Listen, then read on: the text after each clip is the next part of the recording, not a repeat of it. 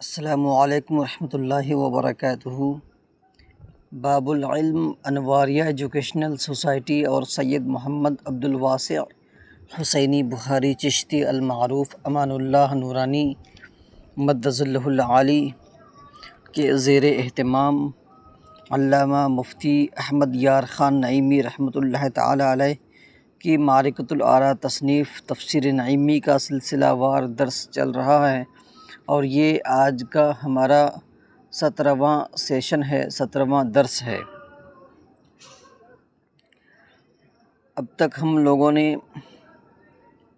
سورۃ الفاتحہ یعنی الحمدللہ رب العالمین سے لے کر کے وَلَضَّالِّينَ تک مکمل تفسیر پڑھ لیا ہے، سن لیا ہے، اور اس وقت آمین کے تعلق سے گفتگو ہو رہی ہے۔ اسی میں ایک بحث آئی تھی کہ آمین کو آہستہ کہنا چاہیے یا زور سے کہنا چاہیے، تو اس پر مصنف اگرچہ یہ ایک مختلفی مسئلہ ہے، یعنی اس میں اختلاف ہے علماء کا، اور ہم یہ بار بار کہتے آئے ہیں کہ جس مسئلے میں علماء کا اختلاف ہوتا ہے اس میں سختی نہیں برتی جاتی ہے، اس میں شدت نہیں کی جاتی ہے، اس میں بہت زیادہ جمع نہیں رہا جاتا ہے، ایک دوسرے پر طعن و تشنیع نہیں کی جاتی ہے، ایک دوسرے کو برا بھلا نہیں کہا جاتا ہے۔ بہرحال حضرت علامہ احمد یار خان نعیمی رحمۃ اللہ تعالی علیہ کا موقف یہ ہے، ان کی رائے یہ ہے کہ آمین کو آہستہ کہنا چاہیے۔ اس تعلق سے انہوں نے دو حدیثیں ذکر کی ہیں۔ اب تیسری حدیث آج ہم پڑھ کر کے سنا رہے ہیں۔ حدیث نمبر 3، امام محمد رحمۃ اللہ تعالی علیہ نے آثار میں اور عبد الرزاق نے اپنی مصنف میں امام اعظم ابو حنیفہ رضی اللہ عنہ سے روایت کیا کہ حضرت ابراہیم نخعی فرماتے ہیں کہ 4 چیزوں کو امام آہستہ کہے۔ نمبر 1 اعوذ باللہ، نمبر 2 بسم اللہ، نمبر 3 سبحانک اللہم، نمبر 4 آمین۔ تو اس حدیث سے بھی پتہ چلتا ہے کہ آمین کو آہستہ کہنا چاہیے۔ حدیث نمبر 4، طبرانی نے تہذیب میں اور طحاوی نے اور ابن جریر نے اور ابو حفص ابن شاہدین نے حضرت ابو وائل رضی اللہ تعالی عنہ سے روایت کی کہ حضرت علی اور عمر رضی اللہ تعالی عنہما نہ تو بسم اللہ آواز سے پڑھتے اور نہ آمین آواز سے کہتے۔ حدیث نمبر 5، اسی طبرانی نے کبیر میں انہی ابو وائل رضی اللہ عنہ سے روایت کیا کہ حضرت علی اور عبداللہ ابن مسعود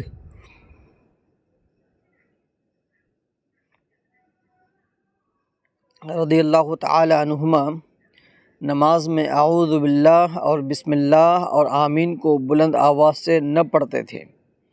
حدیث نمبر 6، عینی شرح ہدایہ نے حضرت ابو معمر رضی اللہ تعالی عنہ سے روایت کی کہ سیدنا عمر ابن الخطاب رضی اللہ عنہ فرماتے ہیں امام 4 چیزیں آہستہ کہے، اعوذ باللہ، بسم اللہ، آمین، ربنا ولک الحمد۔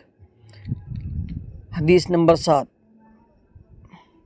یہی روایت منتخب کنز العمال میں ابراہیم نخعی سے مروی ہے۔ حدیث نمبر 8، ابو داؤد، ترمذی اور ابن ابی شیبہ نے وائل ابن حجر رضی اللہ عنہ سے روایت کی، فرماتے ہیں کہ میں نے حضور نبی کریم صلی اللہ علیہ وسلم کو سنا کہ آپ نے پڑھا غیر المغضوب علیہم ولا الضالین اور آمین کہا، وخفض بها صوتہ، یعنی اپنی آواز کو اس میں پست کیا، نرمی سے آپ نے اس کو کہا۔ حدیث نمبر 9، بیہقی نے انہیں ابی وائل رضی اللہ عنہ سے روایت کیا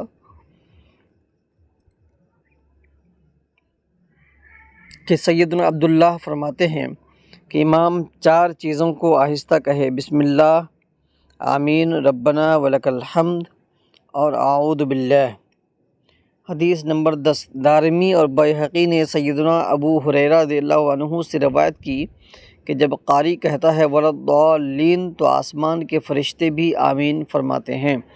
جس کی آمین ان کی آمین کے موافق ہوگی ان کی مغفرت ہو جائے گی۔ اس کی پوری تحقیق صحیح البخاری میں دیکھیے۔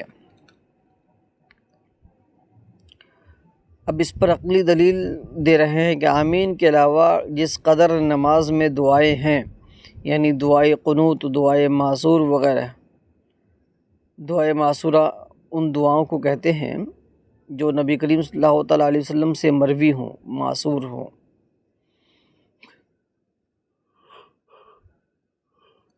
تو یہ تمام دعائیں تمام آہستہ ہی پڑھی جاتی ہیں، چونکہ آمین بھی ایک دعا ہے، چاہیے کہ یہ بھی آہستہ پڑھی جائے۔ نیز نماز میں سوائے تکبیروں اور تلاوت قرآن کی کوئی ذکر بلند آواز سے نہیں کیا جاتا، اور آمین بھی تلاوت اور تکبیروں کے علاوہ ہی ہے، لہٰذا وہ بھی آہستہ ہونی چاہیے۔ غیر مقلدوں کا اعتراض۔ غیر مقلد یعنی اہل حدیث حضرات کہتے ہیں کہ بہت سے احادیث میں آیا ہے کہ بلند آواز سے آمین کہی جائے، چنانچہ ترمذی، ابو داؤد اور ابن ماجہ نے وائل ابن حجر رضی اللہ عنہ سے روایت کیا، فرماتے ہیں میں نے رسول اللہ صلی اللہ علیہ وسلم کو سنا کہ آپ نے نماز میں وَلَضَّالِّينَ پڑھا اور آمین فرمایا۔ مد بہا صوتہ، بلند کیا اس سے اپنی آواز کو، یعنی وَلَضَّالِّينَ کہا اور آمین پڑھا اور اپنی آواز کو جو ہے بلند کیا، اس سے اپنی آواز کو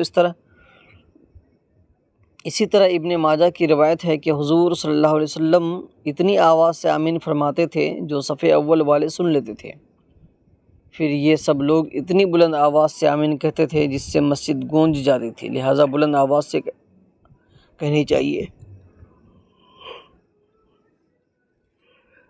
جواب، اس کے چند جواب ہیں۔ اول یہ کہ قرآن پاک نے آہستہ دعا مانگنے کا حکم دیا اور آمین بھی ایک دعا ہے، اور ان احادیث سے آمین بالجہر ثابت ہوئی، یقیناً آیت قرآنی کو ترجیح دی جائے گی۔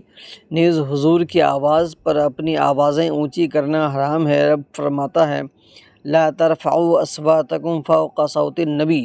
اگر ختم سورہ فاتحہ پر حضور کے ساتھ تمام صحابہ اونچی آواز سے حضور کے ساتھ آمین کہتے تو ان کی آوازیں حضور کی آواز سے اونچی ہو جاتی، یہ حکم قرآنی کے خلاف ہے۔ آمین بالخفی یعنی آہستہ آمین کہنے کی پوری بحث ہماری کتاب جاء الحق حصہ دوم میں ملاحظہ کریں، جس میں اس جیسے 26 مسائل پر محققانہ گفتگو کی گئی ہے۔ دوسرے یہ کہ جب احادیث کی تحقیق کی جاتی ہے تو بلند آواز کی حدیثوں میں صرف سیدنا وائل رضی اللہ عنہ کی روایت صحیح ہے جس میں مد بہا صوتہ ہے، اور اس کا ترجمہ یہ نہیں کہ بلند آواز سے آمین فرمائی، بلکہ اس کے معنی یہ ہیں کہ آواز کھینچ کر آمین کہا، یعنی آمین کے الف اور میم کو مد کے ساتھ کھینچ کر پڑھا۔ اب لفظ صوت کے معنی فقط آواز کے ہیں، خواہ چیخ کر ہو یا خواہ آہستہ۔ پھر جب کہ انہی حضرت وائل رضی اللہ عنہ کی روایت میں صراحتاً آ چکا کہ حضور علیہ السلام نے آمین فرمائی، تو یقیناً اس روایت میں بھی صوت سے مراد یعنی آواز سے مراد آہستہ آواز ہوگی تاکہ دونوں روایتیں مطابق ہو جائیں۔ تیسرے یہ کہ جن روایتوں میں جہر کے الفاظ موجود ہیں، یعنی بلند آواز کے ساتھ آمین کہنے کی روایت موجود ہیں، اولاً تو اسناد کے لحاظ سے وہ صحیح نہیں، علاوہ ازیں ان روایات کے روایت کرنے والوں نے مد بہا صوتہو کا ترجمہ جہر فرما کر روایت بے معنی کر دی ہے۔ ابن ماجہ کی روایت اس لیے بھی قرین قیاس نہیں ہے کہ اس میں ہے کہ آمین کی آواز سے مسجد گونج جاتی تھی، اور ظاہر ہے کہ کچی اور چھپری والی مسجد میں گونج پیدا نہیں ہو سکتی۔ گونج تو ڈاٹ والی پختہ عمارت میں پیدا ہوتی ہے، اور مسجد نبوی شریف اس وقت کچی تھی، چھت میں چھپر تھا۔ اس کی تحقیق ہمارے حاشیہ بخاری نعیم البخاری میں دیکھیے۔ چونکہ چوتھے یہ کہ جب حدیثوں میں تعارض ہو تو قیاس کے ذریعے سے بعض حدیثوں کو ترجیح دی جاتی ہے، تو آہستہ آمین کہنے کی حدیثیں قیاس کے مطابق ہیں، اور بلند آواز سے آمین کہنے کی حدیثیں قیاس کے خلاف، جیسا کہ ہم پہلے بیان کر چکے ہیں۔ لہٰذا آمین آہستہ ہی کہنا چاہیے۔ پانچویں یہ کہ آمین آہستہ والی حدیثوں کی قرآن پاک تائید فرما رہا ہے، لہٰذا وہی زیادہ قابل عمل ہے۔ چھٹے یہ کہ یہ کہا جا سکتا ہے کہ بلند آواز سے آمین کہنے کی روایتیں منسوخ ہیں اور آہستہ والی ناسخ ہیں، لہٰذا آمین آہستہ آمین کہنا ہی قابل عمل ہے۔ وصلی اللہ تعالی علی حبیبہ و نور عرشہ سیدنا و مولانا محمد و آلہ و صحابہ اجمعین برحمتک یا ارحم الراحمین۔ یہ حضرت علامہ احمد یار خان نعیمی صاحب نے اپنے موقف پر، اپنی رائے پر انہوں نے دلائل بیان کیے ہیں۔ یہی علمی طریقہ ہے کہ انسان کی جو رائے ہو اس کو دلائل کے ساتھ بیان کرے۔ لیکن ایک بار پھر ہم اس بات کو واضح کر دیں کہ کسی دلیل کو اگر کوئی انسان مضبوط سمجھتا ہے تو وہ اس کی اپنی رائے ہوتی ہے، کیونکہ قرآن پاک کے دو طرح کی آیتیں ہیں، ایک محکمات ہیں، ایک متشابہات ہیں۔ جو محکمات ہیں ان میں کسی طرح کا کوئی شک و شبہ نہیں ہوتا ہے، اور جو متشابہات ہیں اس میں شک و شبہ ہوتا ہے۔ لہٰذا اسی بنا پر لوگوں کو اجتہاد کی ضرورت پڑتی ہے، تو جتنے بھی اجتہاد ہوتے ہیں وہ سب کے سب برحق ہوتے ہیں۔ حدیث پاک میں آتا ہے کہ اگر مجتہد اجتہاد کرتا ہے تو اس کے اجتہاد کرنے کا اسے ثواب ملتا ہے۔ اگر وہ مسئلہ صحیح استنباط اس نے کر لیا، صحیح اجتہاد کر لیا، تو اسے 2 ثواب، 2 نیکیاں ملتی ہیں، اور اگر غلط ہے تب بھی 1 نیکی ملتی ہے اجتہاد کرنے کی۔ تو اس سے ثابت ہوتا ہے کہ مسائل 2 طرح کے ہیں، ایک وہ ہے جو مجمع علیہ ہیں، جن پر سب کا اجماع ہے، یعنی قرآن پاک نے اس کو صراحت کے ساتھ بیان کر دیا ہے، اور دوسرے مسائل وہ ہیں جو کہ مختلف فی ہیں، جن میں لوگوں کا اختلاف ہے، جو کہ اجتہادی مسائل ہیں۔ اور تو اجتہادی مسائل میں ایک دوسرے کو لعن طعن نہیں کرنا چاہیے۔ اگر کوئی آمین کہتا ہے تو وہ زور سے کہے، اگر کوئی آمین آہستہ کہتا ہے تو آہستہ کہے، اس سے کوئی فرق نہیں پڑتا ہے۔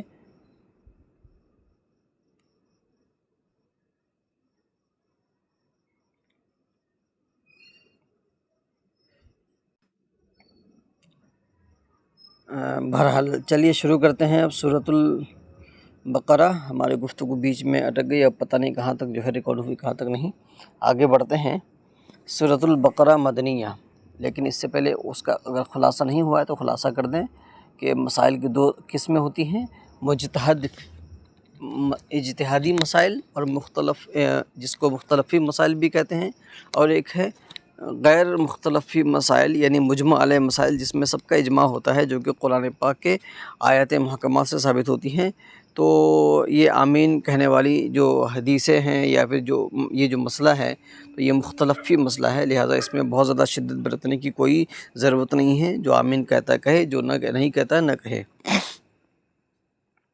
سورۃ البقرہ مدنیۃ، یعنی یہ سورہ بقرہ مدنی ہے۔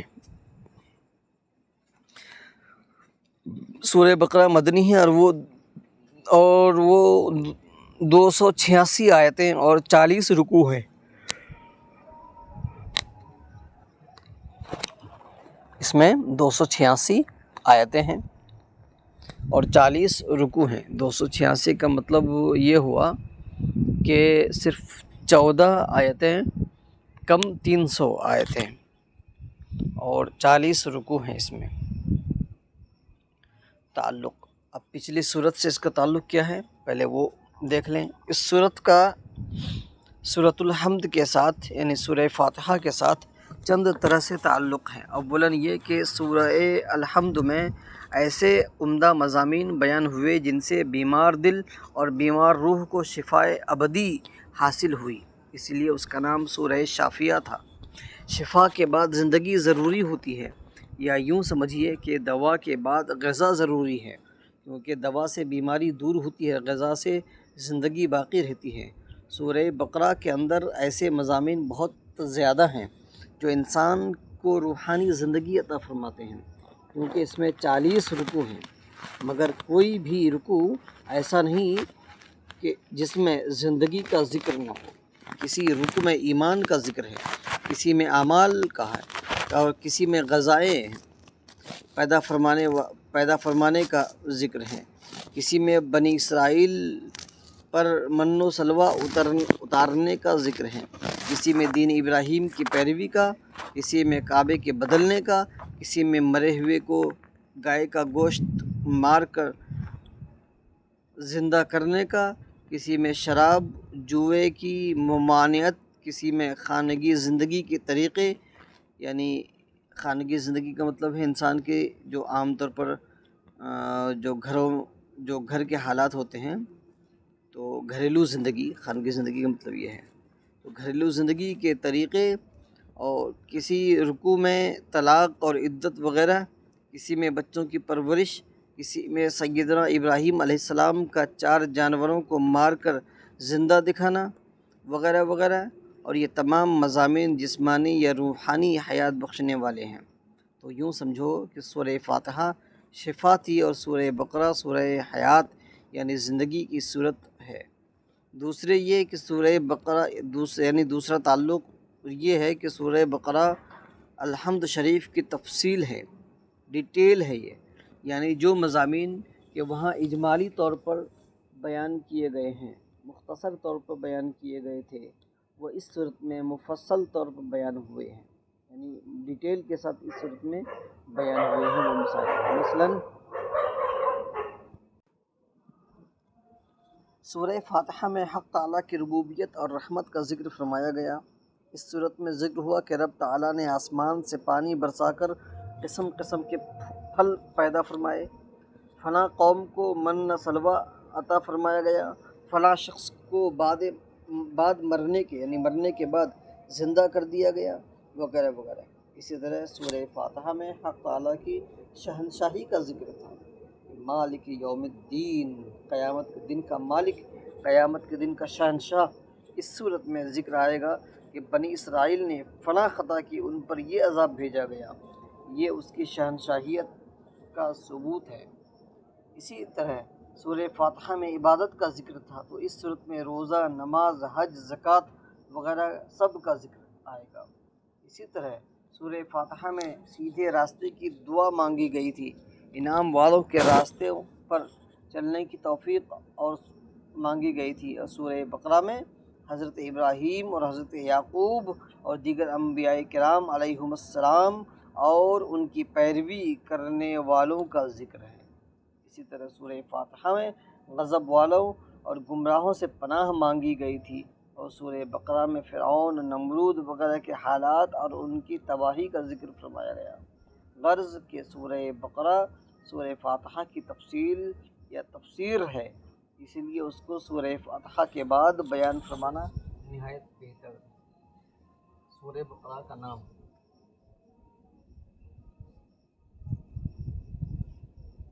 ہم سورہ فاتحہ کے اول میں یہ عرض کر چکے ہیں کہ سورت کا نام اس کے بعض مضامین وغیرہ سے ہوتا ہے، یعنی جس قسم کا مضمون، جس قسم کی باتیں اس سورت میں ہوتی ہیں، اس کا نام اسی طور پر اسی سے رکھ دیا جاتا ہے۔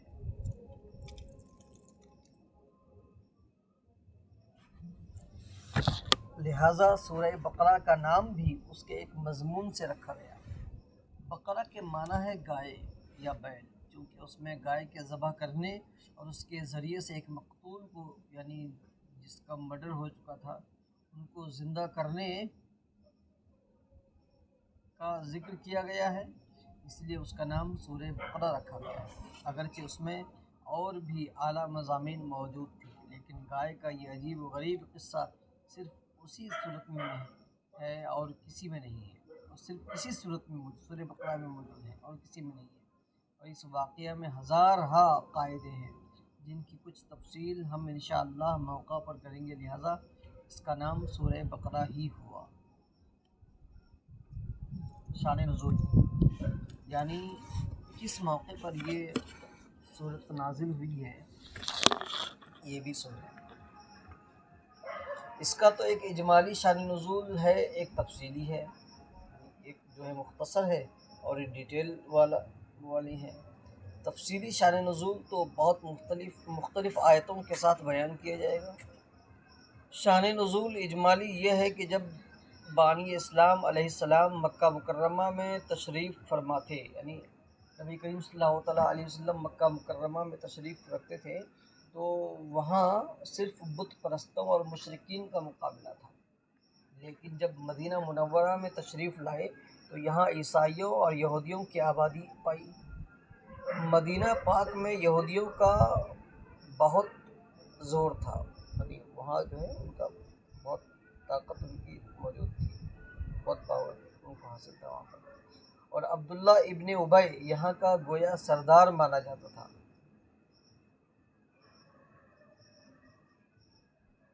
جب اسلام کا آفتاب مدینہ پر چمکا اور سب سے پہلے ابو ایوب انصاری رضی اللہ تعالی عنہ کے گھر کو چمکایا اور قرآن کی آوازیں ان کے کانوں میں پہنچی تو سب کے دلوں نے قبول کیا، لیکن سوا چند دیندار لوگوں کے باقی سب حسد تعصب کی وجہ سے مقابلے پر آمادہ ہو گئے، چونکہ یہ لوگ پہلے سے علم میں مشہور تھے اور اطراف مدینہ کے لوگ ان کی عزت بھی کرتے تھے، اس لیے اکثر عرب کے جہالا ان کے ساتھ ہو گئے۔ پھر یہود و نصارہ جو آپس میں لڑتے رہتے تھے اسلام کے مقابلے کے لیے ایک ہو گئے۔ عبداللہ ابن ابی اور اس کے ساتھی کو جب عزت اور مال کی محبت نے اندھا کر رکھا تھا، بظاہر تو مسلمان ہو گئے لیکن دل سے کافروں کے ساتھ رہے اور انہوں نے در پردہ ان دشمنوں کی امداد کرنا شروع کر دی، تو گویا سمجھو کہ مدینہ پاک میں آ کر مسلمانوں کو 4 قوموں سے مقابلہ کرنا پڑا: علماء یہود، علماء نصارہ، جہلاء مشرکین اور منافقین۔ یہ لوگ خفیہ طور پر یعنی چھپ کر کے ایذا یعنی تکلیف پہنچانے کے علاوہ کج بحثیاں کرتے تھے، مسلمانوں کے دلوں میں شکوک و شبہات ڈالنے کی کوشش کرتے تھے۔ بس حکمت الہی کا تقاضا ہوا کہ ایک ایسی صورت اتاری جائے جس سے ان 4 فرقوں کی سرکوبی ہو جائے اور ان کے شبہات دور کیے جائیں، اس لیے مدینہ پاک پہنچتے ہی یہ صورت اترنا شروع ہوئی۔ یہ تو اس پوری صورت کے نازل ہونے کی وجہ بیان کی گئی، آیتوں کا شان نزول انشاءاللہ تعالی اس کے ساتھ بیان کیا جائے گا۔ سورہ بقرہ کے فضائل، سورہ بقرہ کے بے شمار فضائل ہیں، ان میں سے کچھ عرض کیے جاتے ہیں۔ مسلم شریف میں سیدنا انس رضی اللہ تعالی عنہ سے روایت ہے کہ وہ فرماتے ہیں کہ ہم میں سے جو شخص سورہ بقرہ آل عمران جانتا تھا اس کی بڑی عزت ہوتی تھی۔ نمبر 2، مسند امام احمد وغیرہ میں ہے کہ حضور صلی اللہ علیہ وسلم نے فرمایا کہ سورہ بقرہ قرآن پاک میں ایسی ہے جیسے اونٹ کے جسم میں کوہان، یعنی اس کے پیٹھ کی ہڈی، یعنی جیسے کہ اونٹ کی خوبصورتی اس کے کوہان سے ہوتی ہے، اسی طرح قرآن پاک کی زینت اور خوبصورتی سورہ بقرہ سے ہے۔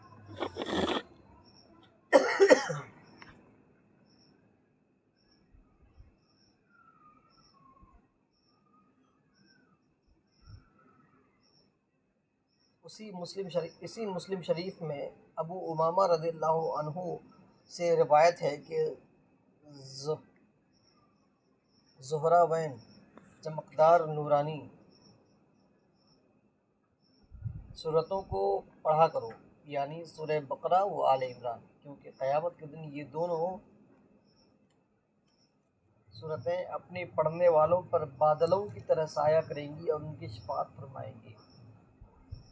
نمبر 3 تفسیر عزیزی میں ہے کہ حضور علیہ السلام نے فرمایا کہ جو شخص ہر جمعہ کے شب میں سورہ بقرہ و آل عمران پڑھا کرے تو اس کو اتنا ثواب ملتا ہے جس سے کہ بعید اسے عروبہ تک بھر جائے۔ بعید از زمین کے آخری 7ویں طبقہ کا نام ہے اور عروبہ 7ویں آسمان کا نام ہے۔ نمبر 4 سیدنا ابو درداء رضی اللہ عنہ سے روایت ہے کہ ایک شخص نے جو قرآن پاک کی تلاوت کرنے والا تھا ایک روز اپنے پڑوسی کو مار ڈالا۔ صبح کو اسے گرفتار کر کے قتل کر دیا گیا۔ جب اسے دفن کیا گیا تو تمام صورتیں اس کی قبر سے نکل کر جاتے ہوئے دیکھی گئی مگر سورہ بقرہ سورہ آل عمران اس وقت تک نہ گئیں جب تک کہ جمعہ نہ آ گیا اور وہ شخص عذاب سے محفوظ ہو گیا۔ نمبر 5 یعنی 5واں فائدہ، حضرت عمر رضی اللہ عنہ نے حضور صلی اللہ علیہ وسلم سے سورہ بقرہ 12 سال میں تمام حقائق و اسرار کے ساتھ پڑھی اور جس دن ختم کی اس دن خوشی میں ایک اونٹ ذبح کر کے صحابہ کرام کی خوشی میں دعوت کی۔ ضروری نوٹ، اس سے معلوم ہوا کہ دینی کتابیں شروع یا ختم کرتے وقت شیرنی تقسیم کرنا اور خوشی منانا سنت صحابہ ہے۔ نمبر 6 یہ 6واں فائدہ، قرآن پاک میں سب سے بڑی یہی صورت ہے۔ اس صورت میں 286 آیتیں ہیں، 40 رکوع اور 6121 کلمے اور 25,500 حرف ہیں۔ اس صورت میں 25,500 حرف ہیں۔ نمبر 7 یعنی 7واں فائدہ، قرآن پاک کی سب سے بڑی آیت یعنی آیت مدائنہ اسی صورت میں ہے۔ نمبر 8 یعنی 8واں فائدہ، ابن عربی کہتے ہیں کہ سورہ بقرہ میں 1000 حکم اور 1000 نہیں اور 1000 خبریں ہیں، یعنی جس قدر احکام کے اس صورت میں ہیں اتنے اور صورتوں میں نہیں ہیں۔ فائدہ، یہ بھی قرآن پاک کا ایک معجزہ ہے کہ اس کی صورتیں اور آیتیں چھوٹی بڑی ہیں، جس سے رب تعالیٰ کی قدرت کاملہ کا ظہور ہوتا ہے کہ وہ جس طرح بڑی صورت میں بے شمار خوبیاں بھر سکتا ہے اسی طرح سے چھوٹی صورت میں بھی بے شمار خوبیاں بھر سکتا ہے۔ صورت چھوٹی ہو یا بڑی، ہر ایک معجزہ ہے پروردگار عالم کا۔ غور کرو کہ ہاتھی اونٹ کے جسم بہت بڑے ہیں اور چونٹی کا جسم نہایت معمولی، لیکن جتنے عزم کے ہاتھی اور اونٹ میں ہے قریب وہ سب عزم چونٹی میں بھی ہے۔ اس سے حق تعالیٰ کی قدرت کا ظہور ہوتا ہے، یعنی جس بڑے جانوروں میں ہاتھ ہے، پیر ہے، ناک ہے، منہ ہے، یہ سب چیزیں ہوتی ہیں، تو اسی طرح سے اللہ تبارک تعالیٰ نے چھوٹی چیزوں میں بھی جو ہے یعنی چونٹی جیسی چھوٹی چیزوں میں وہ تمام چیزیں پیدا فرماتی ہیں۔ یہ اللہ کی قدرت کا ظہور ہے۔ سورہ بقرہ کے فائدے، سورہ بقرہ کے بے شمار فائدے ہیں، جن میں سے کچھ فائدے ہم تفسیر عزیزی اور تفسیر خزائن العرفان سے نقل کرتے ہیں۔ نمبر 1، جس گھر میں سورہ بقرہ پڑھی جائے اس گھر میں 3 روز تک سرکش شیطان داخل نہیں ہوتا۔ نمبر 2، جو شخص ہمیشہ سوتے وقت سورہ بقرہ کی 10 آیتیں پڑھ لیا کرے گا وہ انشاءاللہ تعالی قرآن پاک کبھی نہ بھولے گا۔ اور 10 آیتیں یہ ہیں، 4 آیتیں اول کی یعنی مفلحون تک اور آیت الکرسی، 2 آیتیں آیت الکرسی کے بعد کی اور 3 آیتیں اخیر صورت کی۔ نمبر 3، کسی کے بچے کو چیچک نکل آئے وہ 2.5 پاؤ چاول پکائے اور اس میں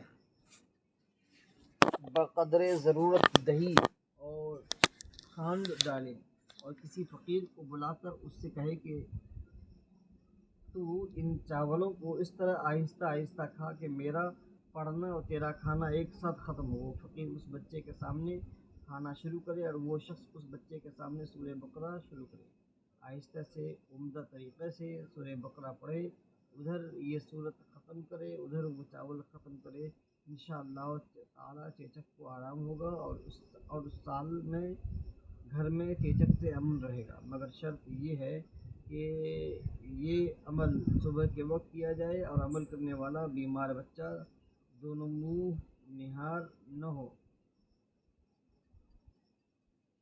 اور دونوں نہار منہ ہو، وہ عمل کرنے والا اور بیمار بچہ دونوں نہار منہ ہو، خالی پیٹ ہو۔ طبرانی اور بیہقی نے حضرت عمر رضی اللہ عنہ سے روایت کی کہ حضور صلی اللہ علیہ وسلم نے ارشاد فرمایا کہ میت کو دفن کر کے اس کی قبر کے سرانے سورہ بقرہ کی اول آیت مفلحون تک اور قبر کی پایتی سورہ بقرہ کا آخری رکوع پڑھنا چاہیے، انشاءاللہ تعالی اس کے بقیہ فائدے اس صورت کے اخیر میں بیان کیے جائیں گے۔ السلام علیکم ورحمۃ اللہ۔